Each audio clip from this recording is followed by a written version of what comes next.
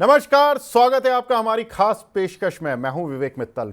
दोस्तों, 2024 का आखिरी दिन, कहने को तो 2025 में अब आने में कुछ ही घंटे बचे हैं।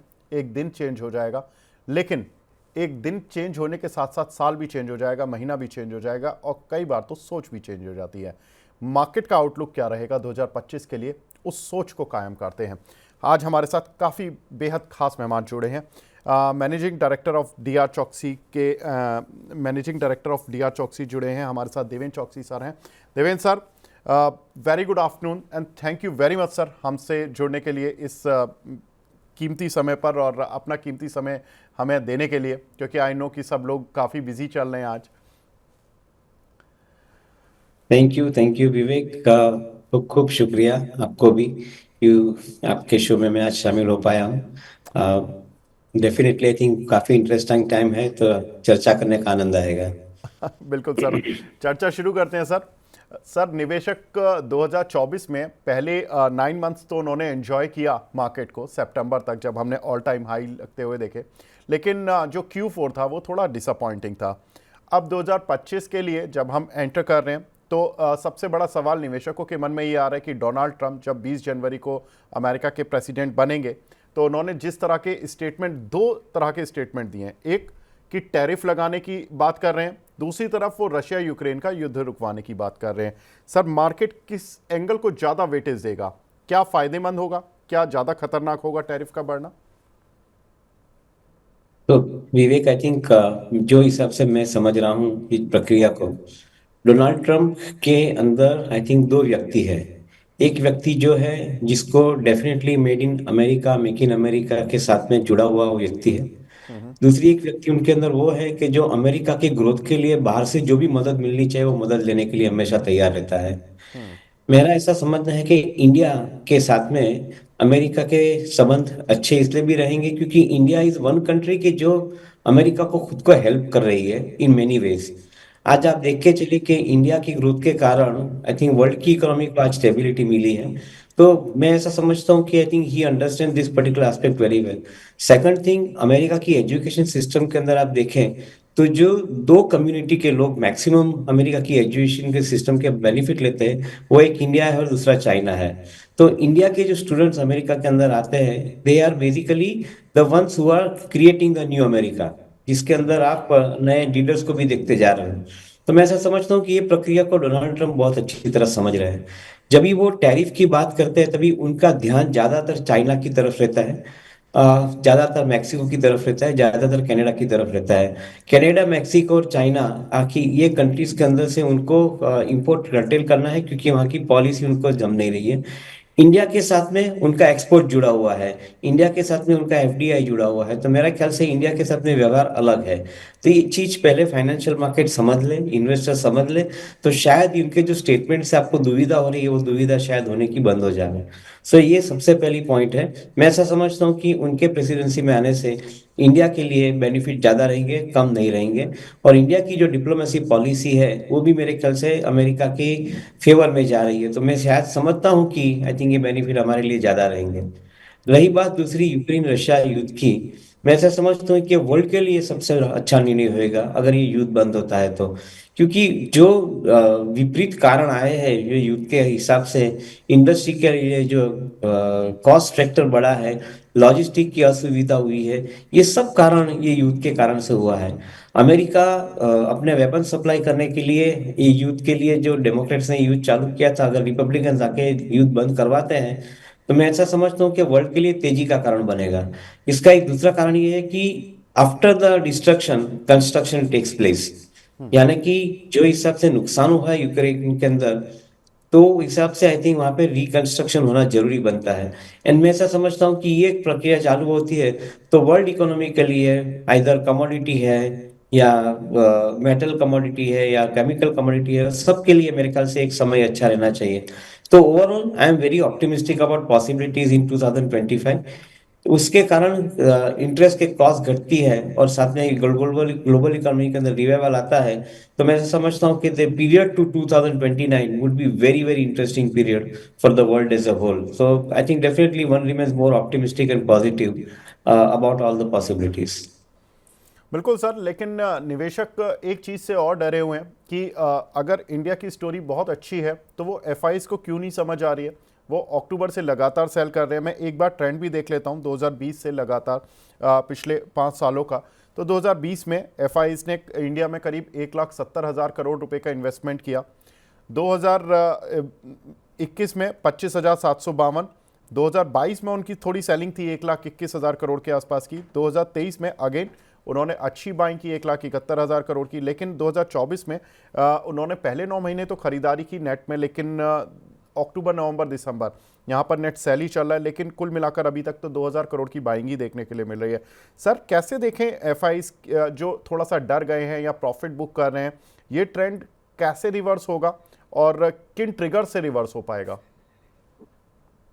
तो जो फ्रंटलाइन स्टॉक्स है जिनके वैल्यूएशंस एक्सपेंसिव नहीं है, उनके अंदर हमें कोई ज्यादा चिंता नहीं है एफआई का सेलिंग होता है नहीं होता है। उनके सेलिंग होने से जो फंड्स वो निकाल के लेके जा रहे हैं वो अलग जगह पे वो लोग इन्वेस्ट कर रहे हैं। Either they are investing into the government securities और द डेट सिक्योरिटीज, और they are investing into some other asset classes.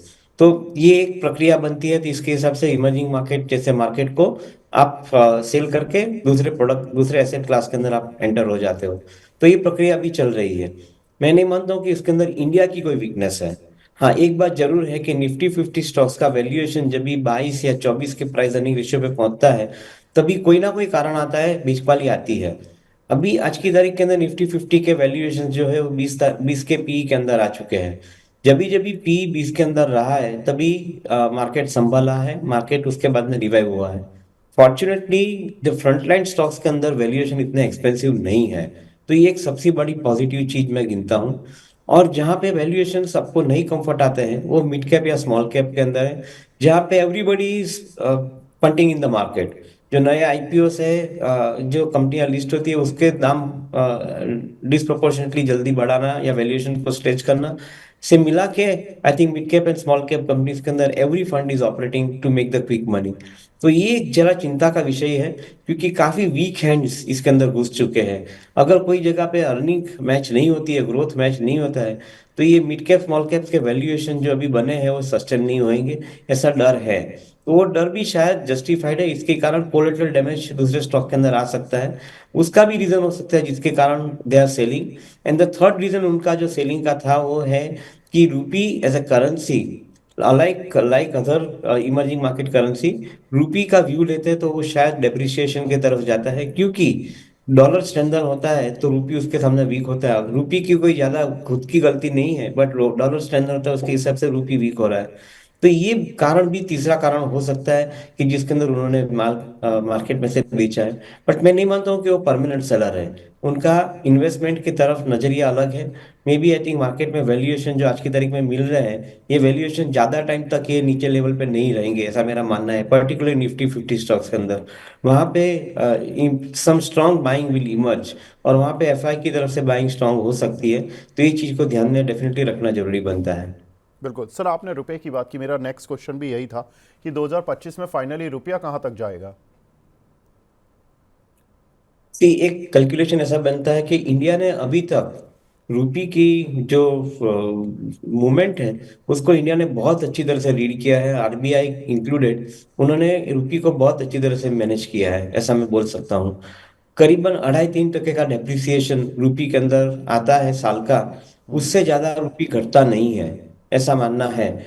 अगर डॉलर स्ट्रेंथन हुआ है तो भी रुपी ज्यादा घटना नहीं चाहिए, ऐसा मैं समझता हूँ। बिकॉज अमेरिका का जो डायरेक्ट इन्वेस्टमेंट इंडिया के अंदर है, that is significantly large compare to portfolio investment.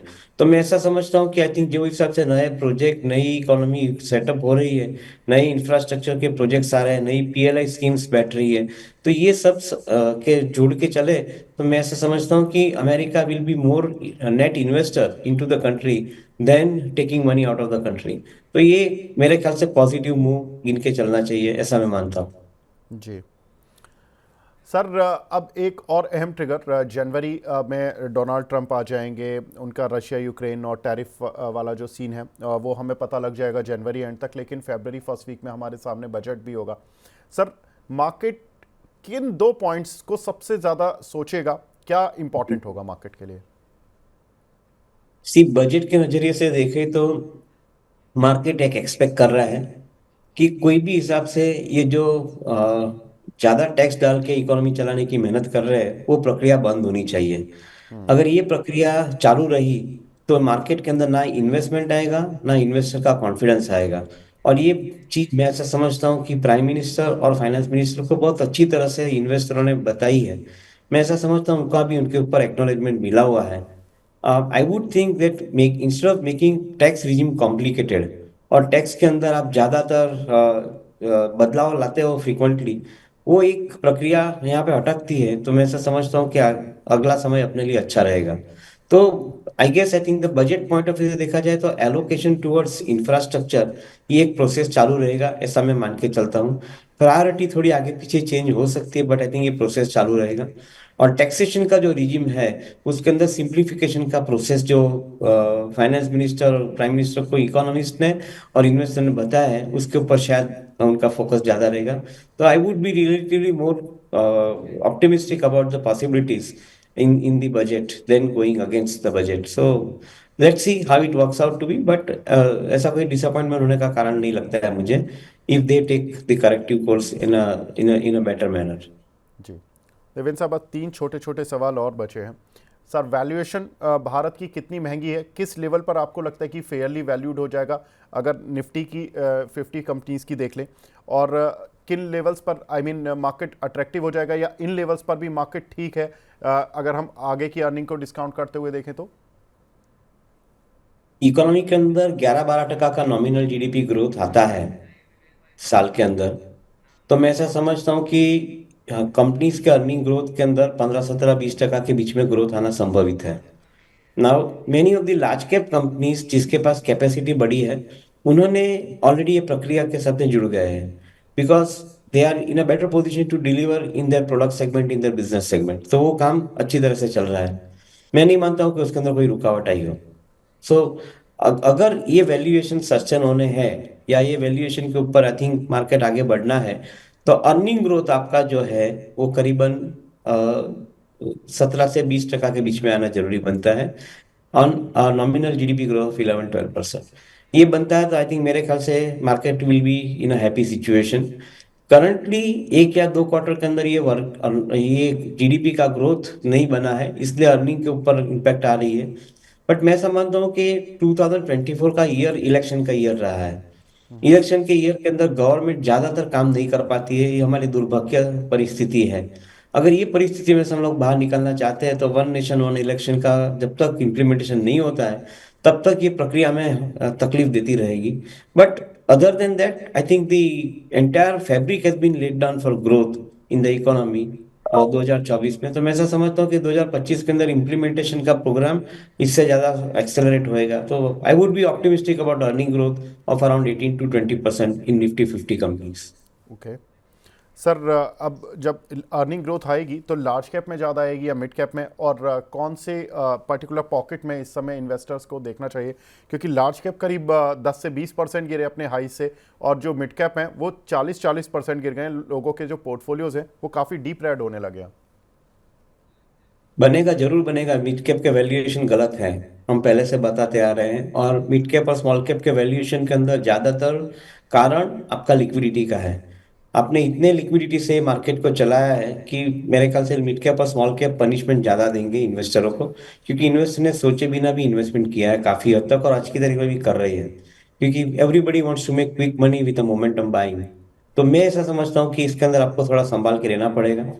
Large cap के अंदर आज की तारीख में वैल्यूएशन रिजनेबल है। भले आपको परसेंटेज अप्रिसिएशन कम मिला हो या कोई स्टॉक के अंदर नहीं मिला हो, फिर भी यहाँ पे आपकी मार्जिन ऑफ सेफ्टी ज्यादा है। यहाँ पे आपके कंपनीज के अंदर आपके फॉर्च्यून बेटर प्लेस हो रहे हैं।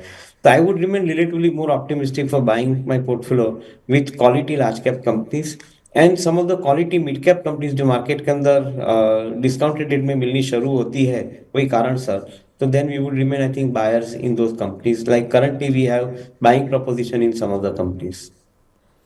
ठीक है, तो लार्ज कैप कंपनी खरीदें तो सर आखिरी सवाल यही उठता है कि कौन से सेक्टर की लार्ज कैप कंपनियां खरीदें, और निवेश के लिए कौन सी कंपनियां बेहतर होंगी? कि जो सेक्टर के अंदर ग्रोथ ज्यादा है पर्टिकुलरली कैपिटल गुड सेगमेंट, वहां पे हमें power, power ancillary, power distribution renewable power, वहाँ पे हमें आई थिंक एक कॉन्फिडेंस है कि अगले 10 साल का प्रोग्राम है इकोनॉमी के अंदर। और उसके साथ में जो मिड कैप स्मॉल कैप कंपनियां जुड़ी हुई है, जो एंसिलरी कंपनीज बोलते हैं, जिनको हम सपोर्टिंग कंपनीज बोलते हैं, उनके लिए भी ग्रोथ प्रोग्राम अच्छा रहेगा, ऐसा मैं मानता हूँ। उनके वैल्यूएशन शायद एक्सपेंसिव है, but I think they will have the business to talk about in coming quarters and years. So we would remain comfortable with anything and everything which is infrastructure, which is renewables, and which is connected with the entire theme of moving the economy faster with the use of technology. Particularly, I think जो AI के माध्यम से जो नए applications आ रहे हैं, जो नई बिजनेसेस डेवलप हो रही है, मैं ऐसा समझता हूँ कि उसके अंदर ग्रोथ अच्छा बनेगा, वो कंपनी के लिए अर्निंग ग्रोथ अच्छा बनेगा। तो ये एक हमें प्रक्रिया पसंद है। सेकंड थिंग, हम मान के चलते हैं कि जो इंटरेस्ट रेट घटने की प्रक्रिया जो वेस्टर्न वर्ल्ड में शुरू हुई है, वो अभी इंडिया के अंदर होनी या शुरू होनी चालू हो जाएगी।